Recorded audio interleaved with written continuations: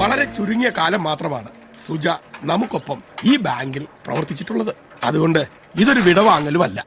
ഒരു ഭർത്താവിന്റെ തീരുമാനം നടപ്പിലാക്കുക നല്ലൊരു ഭാര്യയുടെ കടമയാണ്. ജോലിയേക്കാൾ പ്രാധാന്യം കുടുംബത്തിന് തന്നെയാണ് വേണ്ടത്. സത്യത്തിൽ സുജയുടെ രാജി നമ്മയൊക്കെ ഞെട്ടിച്ചില്ലേ? ശാന്തമ്മ ഞെട്ടിയില്ലേ? ശാരി ഞെട്ടിയില്ലേ? നിങ്ങൾ ആര് ഞെട്ടിയാലും ഇല്ലെങ്കിലും ഞാൻ ഞെട്ടി.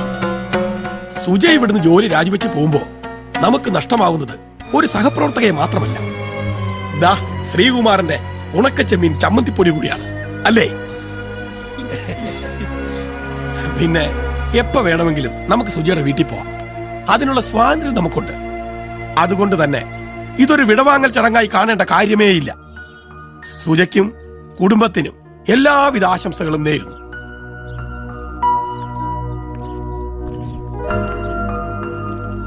പകരം വീട്ടിലാണോ? എന്തിന്? ഒരു തിരിച്ചറിവ് വന്ന് കൂട്ടിയാ മതി. ഇതാ ശരി. ഒരുപാട് നന്ദിയുണ്ട്. വരട്ടെ. ഇന്നെന്തായാലും ബാങ്കിന് വണ്ടി പോയാൽ മതി. അതൊരു ചടങ്ങായിട്ടിരുന്നോട്ടെ. വേണ്ട വേണ്ട, ഞാൻ സൈക്കിളിലാ വന്നത്. അതെ, സൈക്കിളൊക്കെ ഞാൻ എത്തിച്ചു തന്നോളാം. നിങ്ങൾ ഇങ്ങോട്ട് വന്നേ. വാന്നേ, വാ.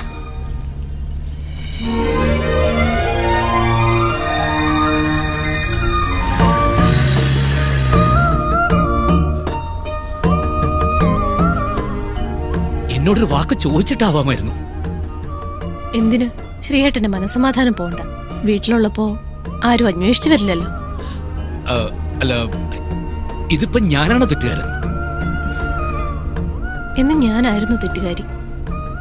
ശ്രീയേട്ടനെ കൊണ്ട് ഞാൻ ഇക്കണ്ട പണിയൊക്കെ ചെയ്യിക്കാൻ പാടില്ലായിരുന്നു.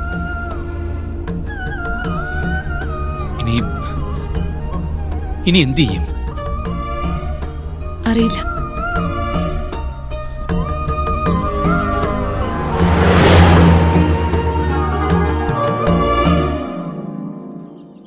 ശ്രീയേട്ടാ, ശ്രീയേട്ടാ, പാൽക്കാരൻ വന്നിട്ടുണ്ട്, പൈസ കൊടുക്കാൻ. അതിന് നീ എന്തിനാ എന്നോട് ചോദിക്കുന്നത്? അയാൾ എന്നോട് ചോദിച്ചോണ്ട്. ഓ, നീ എനിക്കിട്ട് പണി തരുകയല്ലേ? കാശിന് ഞാനെവിടെ പോനാ? എന്നാ പത്രം നിർത്തിയ പോലെ പാലും അങ്ങ് നിർത്തിയേക്കട്ടെ. ഓ, എന്തെങ്കിലും ചെയ്യേ.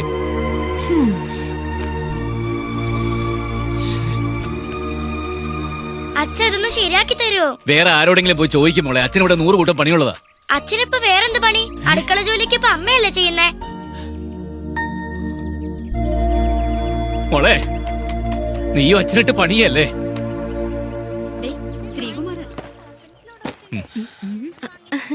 സുജി ഇപ്പൊ ജോലിക്ക് പോകുന്നില്ലേ? ഇല്ല. വിശേഷം വല്ലതും ഉണ്ടോ? ആ, നന്നായി. എന്തായാലും 2 കുട്ടികൾ വേണം. അയ്യോ, ഞാൻ ഉദ്ദേശിച്ചത് ആ വിശേഷമല്ല. സുജ ജോലി രാജിവെച്ചു. അതൊരു വിശേഷം തന്നെയല്ലേ? ബാ.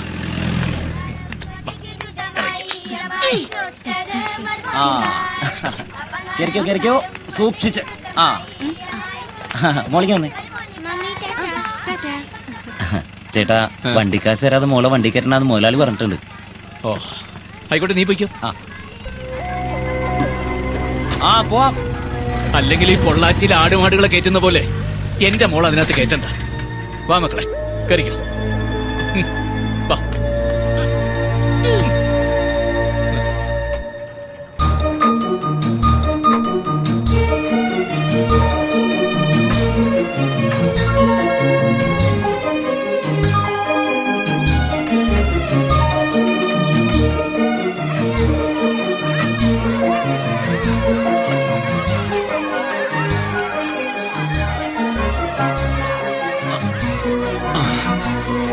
ഇറങ്ങിക്കാം. സ്കൂളിൽ വിടുമ്പോ അച്ഛനിവിടെ ഉണ്ടാവുകേ. ടാറ്റാ.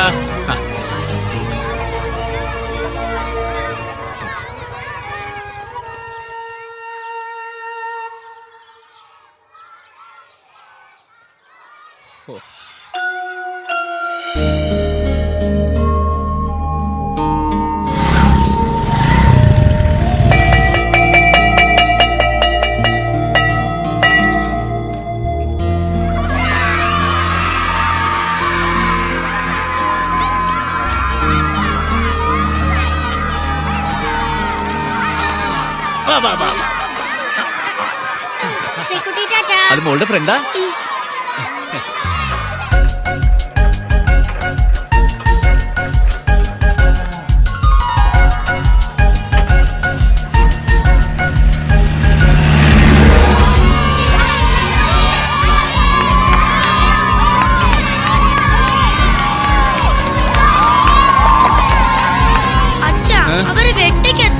ശരി മോളെ.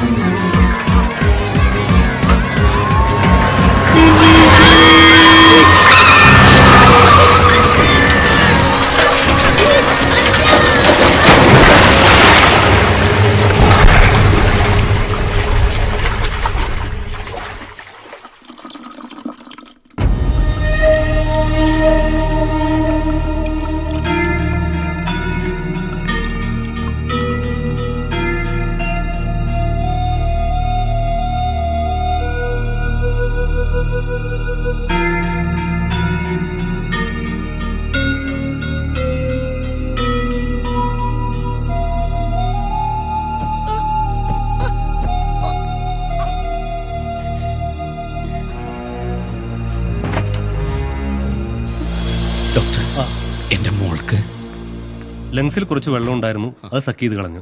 ഇനി പേടിക്കാനൊന്നുമില്ല. ബോധം തെളിയുന്നതുവരെ ICUവിൽ കിടക്കട്ടെ. എന്തായാലും ഒരു 24 hours ഒബ്സർവേഷൻ വേണ്ടി വരും.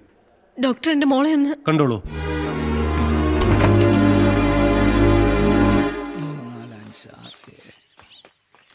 ഇതാ 7000 ഉണ്ട്.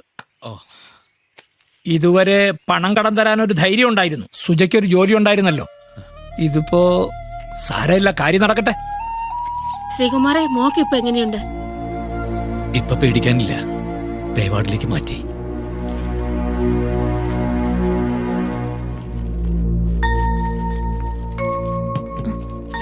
ഇവിടുത്തെ ബില്ലൊക്കെ കുറുപ്പേട്ടനോട് ചോദിച്ചു, പൈസ കിട്ടി.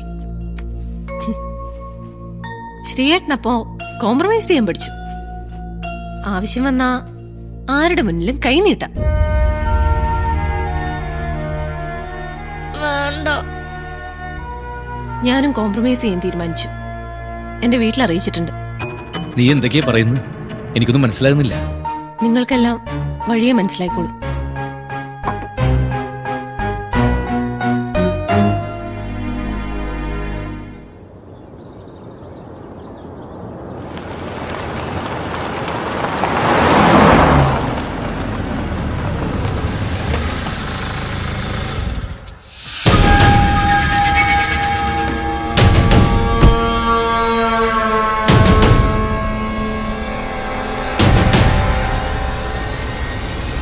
ഞാൻ വന്നത് എന്റെ മകളെ കൂട്ടിക്കൊണ്ടു പോകാനാ. എന്നെ ധിക്കരിച്ച് നിന്റെ കൂടെ ഇറങ്ങി പുറപ്പെട്ടപ്പോ ഞാൻ തീരുമാനിച്ചതാ ഇനി അവളെ എന്റെ വീടിന്റെ പടിക്കകത്ത് കയറ്റില്ലാന്ന്. പക്ഷേ ഇപ്പൊ ടോമിയാ നിർബന്ധിച്ചത് തിരിച്ചു വിളിച്ചോണ്ട് വരാൻ. പിന്നെ ഞാനും ആലോചിച്ചു, എന്റെ മോക്കിങ്ങനെ ഒരു നട്ടലില്ലാത്ത കുശിനിക്കാരൻ ഭർത്താവ് വേണ്ടെന്ന്. ഡാ, നിന്റെ ഈ കുശിനിപ്പണി ചെയ്യുന്നവർ എന്റെ വീട്ടിൽ 4. അവർക്ക് പോലും അന്തസ്സായിട്ട് ജീവിക്കാൻ നല്ലൊരു വരുമാനമുണ്ട്. എന്റെ മോടൊരു തലയിലെടുത്ത് അന്നാ ടോമിയും കൂടെ കൂട്ടുന്നു. ടോമി ടോമി ടോമി അവൻ ഒറ്റൊരുത്തിനെതിരൊക്കെ കാരണം. എന്റെ കുടുംബത്തിന്റെ മനസ്സമാധാനം കളഞ്ഞ അവനാ. സുജ ജോലി രാജിവെക്കാൻ പോലും കാരണം അവനാ. എന്ത് പറഞ്ഞാലൊരു ടോമി. നാണയില്ല നിനക്കിത് പറയാൻ? ജോലി രാജിവെച്ചു. നിനക്കെന്തായിരുന്നു ജോലി? അടുക്കള പണി. നിന്റെ ഭാര്യയും കുഞ്ഞിനെ നോക്കാൻ പ്രാപ്തിയായിട്ട് ആണുങ്ങളെ പോലെ വാ. അന്ന് അവള് വരുമെങ്കിൽ വിളിച്ചോണ്ട് പോ. നിങ്ങൾ വിളിച്ചു നോക്ക്. അവള് വരുന്നുണ്ടെങ്കിൽ കൊണ്ടുപോയിക്കോ. അവള് വരും. അവള് ഹോസ്പിറ്റലിൽ നിന്ന് ഫോൺ ചെയ്തിരുന്നു. വൈകിയാണെങ്കിലും അവൾക്ക് ബുദ്ധി ഒന്നും.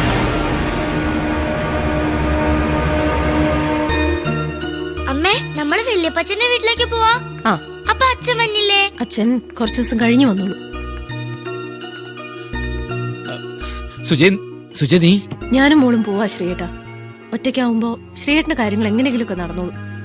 അച്ഛാ, ഞങ്ങള് വല്യപ്പച്ചന്റെ വീട്ടിലേക്ക് പോവാ. അച്ഛൻ എന്താ വരാത്തെ? തടയരുത്. മോള് വല്യപ്പച്ചന്റെ അടുത്തേക്ക് ചെല്ല്. അച്ഛാ, ടാറ്റാ. സുജയ് പ്ലീസ്. ഒരുപാട് ആലോചിച്ചു. ഇതാ ശരി.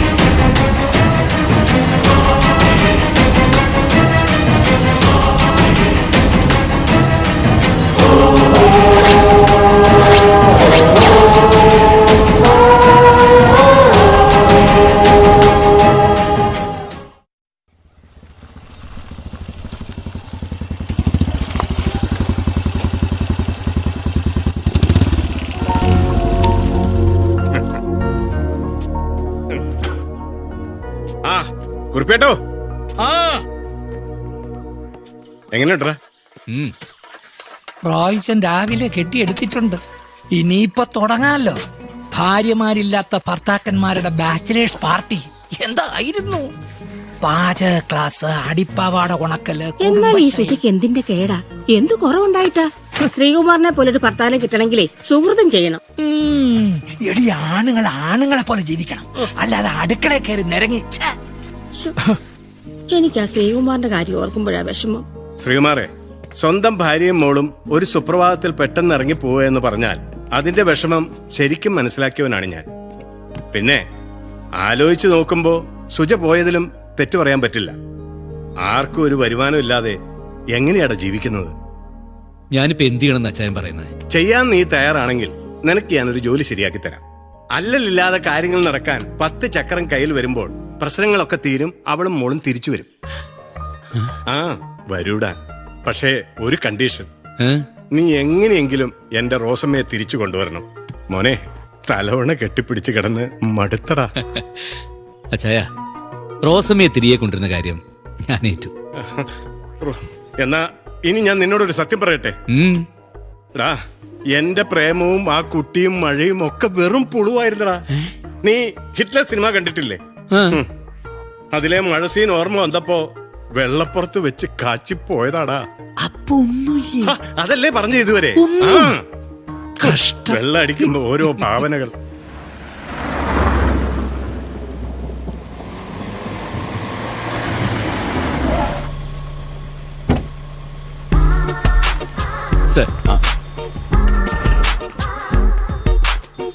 വണ്ടി അങ്ങോട്ട് പാർക്ക് ചെയ്യാം.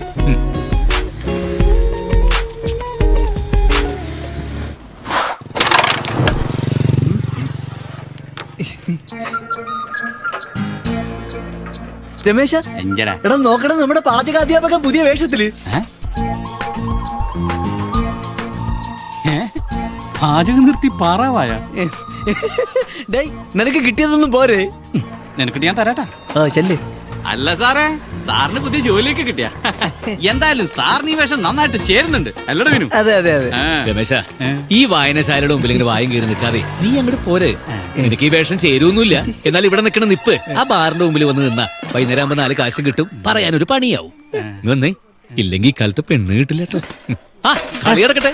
ശരി, മതിയായല്ലേ കളി? ആരടാ ഈ നേരത്ത്?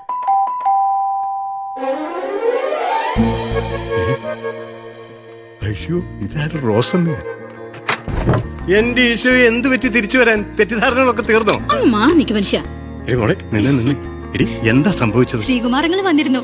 മമ്മിയുടെ എല്ലാ കാര്യങ്ങളും തുറന്നു പറഞ്ഞു. പപ്പയുടെ ഒരു പുളു മുഴുവനും പച്ചക്കള്ളം. എടി റോസമ്മേ, ക്ഷമിക്കടി. അന്ന് വെള്ളപ്പുറത്ത് പറഞ്ഞു പോയതാടി. കള്ള് തലയ്ക്ക് പിടിച്ച വെച്ച് കീറിക്കൊള്ളും, വെറുതെ മനുഷ്യനെ കൊണ്ട് പറയിപ്പിക്കാൻ. എടി, ഹിറ്റ്ലർ സിനിമയിലെ മഴ സീൻ ഇങ്ങനെ. അതെ, ഇനി ഈ കുടുംബത്തിൽ മഴയെ പറ്റി മിണ്ടിപ്പോകരുത്. പറഞ്ഞേക്കാം. പെണ്ണുങ്ങളില്ലാതെ ഈ വീട് കിടക്കുന്ന കിടപ്പ് കണ്ടില്ലേ?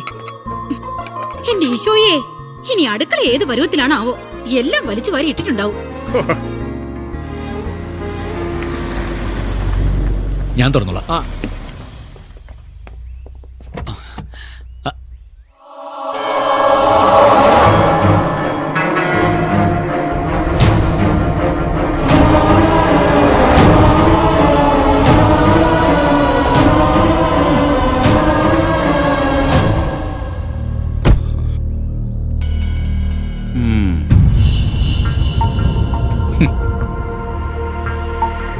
ഒരു മിനിറ്റ് ഇരിക്കട്ടെ, ടിപ്പായിട്ട് കരുതിയാ മതി.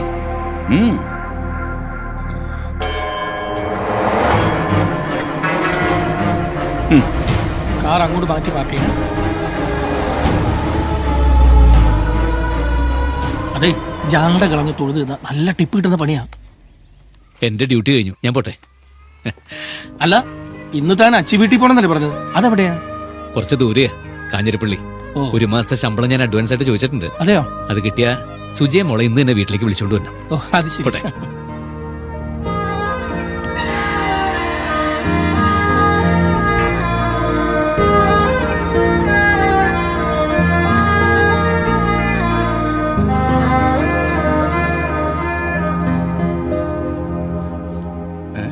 നമസ്കാരം. നമസ്കാരം.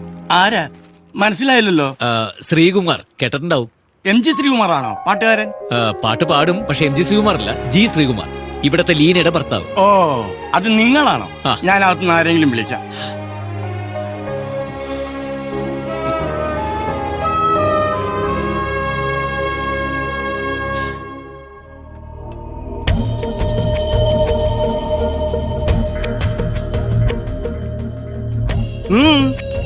എന്താണാവോ?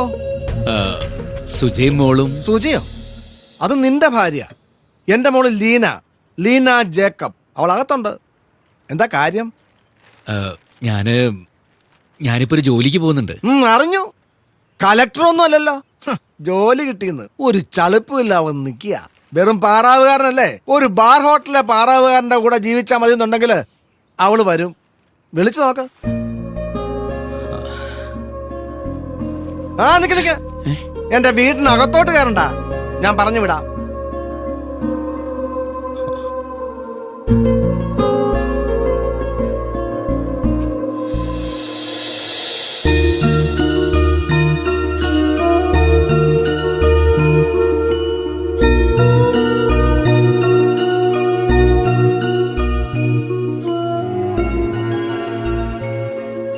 മോള്?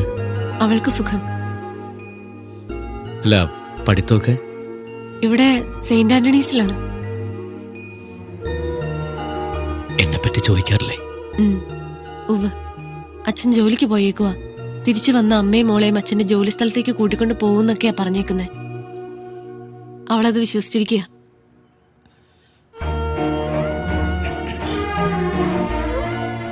ഇരുന്നാ ഒരു ചായ എടുക്കാം, കുടിച്ചിട്ട് പോ. വേണ്ട, ഞാൻ ഇറങ്ങാം.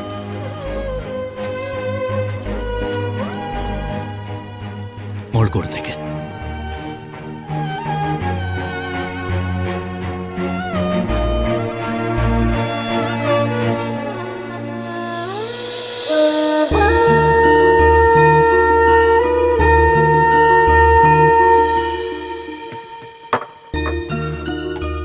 സുജയുടെ പെട്ടെന്നുള്ള ഈ മാറ്റം, അതാണ് എനിക്ക് മനസ്സിലാവാത്തത്. ഒരുപക്ഷെ എന്റെ ഇപ്പോഴത്തെ സെക്യൂരിറ്റി പണി അവൾക്ക് അവളുടെ വീട്ടുകാർക്ക് പിടിച്ചില്ലായിരിക്കാം. എടാ, എല്ലാ ജോലിക്കും അതിന് അതിൻ്റെതായ ഒരു മാന്യതയുണ്ട്. ഇതൊന്നുമല്ല ചായ. ആ ടോമി, അവൻ ഒറ്റൊരുത്തനെ അതിന്റെയൊക്കെ പുറകില്. അവനൊരു 100 രൂപ വെച്ച് എന്റെ മുഖത്തേക്ക് നീട്ടിയപ്പോ തന്നെ എനിക്ക് തോന്നിയതാ ഇതൊക്കെ കൊളാവുന്നു.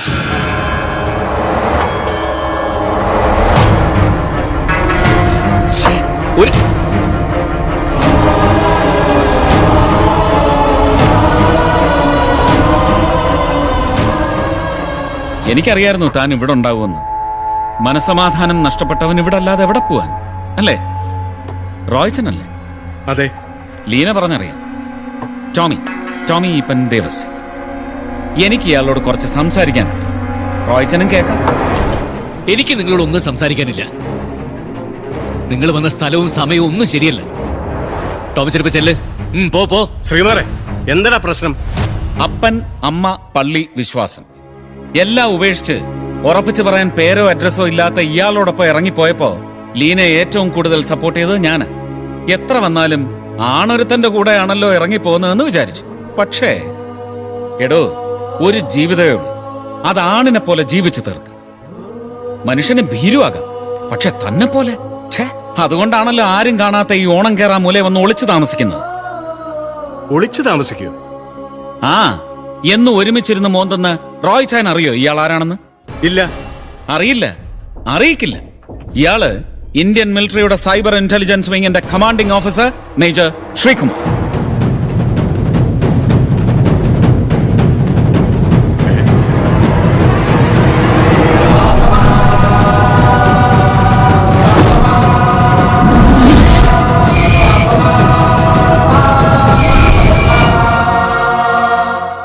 ഇരിക്കുന്നത് മദ്യത്തിന്റെ മുന്നിലായതുകൊണ്ട് ചിലപ്പോ ഇയാൾ മനസ്സ് തുറക്കും. പോട്ടെ റോജ, നല്ലതുപോലെ ഒന്ന് ആലോചിക്ക്. തനിക്കിപ്പോ എല്ലാം നഷ്ടപ്പെട്ടു. സ്വന്തം ഭാര്യ, കുഞ്ഞ്. ഇപ്പോഴും തനിക്ക് ഒരവസരം ബാക്കിയുണ്ട്. ഉത്തരവാദിത്വത്തോടെ താൻ ഏറ്റെടുത്ത ആ ജോലി പൂർത്തിയാക്കണം. ഭീരുവായിട്ട് ജീവിക്കുന്നതിനേക്കാൾ ധീരനായിട്ട് മരിക്കേ. രാജ്യം സ്മരിക്കും.